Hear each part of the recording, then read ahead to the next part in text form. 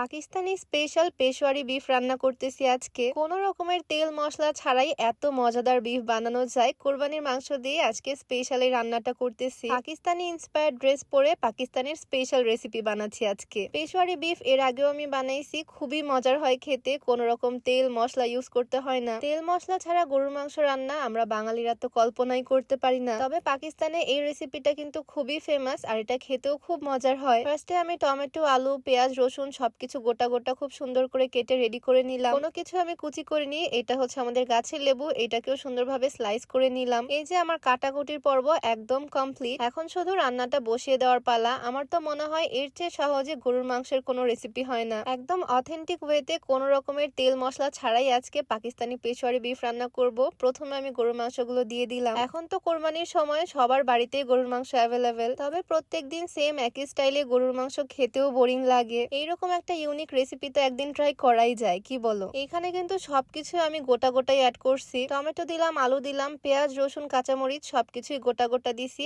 আদার slice দিলাম আর লেবুর slice দিলাম। তিতা হওয়ার ভয় থাকলে তোমরা লেবুর স্লাইসটা পরেও দিতে পারো, সুন্দর স্মেলের জন্য এটা দিলাম। আর তারপর দিয়ে দিলাম পরিমাণ মতো লবণ, আর এখন দিচ্ছি গোলমরিচ। মশলার মধ্যে শুধু এই একটা জিনিসই যাবে, যেটা হচ্ছে গোলমরিচ। এ বাদে কোনো রকমের মশলা এখানে ইউজ করা যাবে না। কোনো রকমের গুঁড়া মশলা বা বাটা মশলা এখানে ইউজ হবে না। আমরা বাঙালিরা আসলে এরকম রান্না কল্পনাও করতে পারি না। আমরা গরুর মাংস মানে ভাবি এক গাদা মশলা আর তেল দিয়ে সুন্দর করে কষিয়ে রান্না করব। তবে মাঝে মাঝে এইরকম ইউনিক রেসিপি ট্রাই করতে কিন্তু ভালোই লাগে।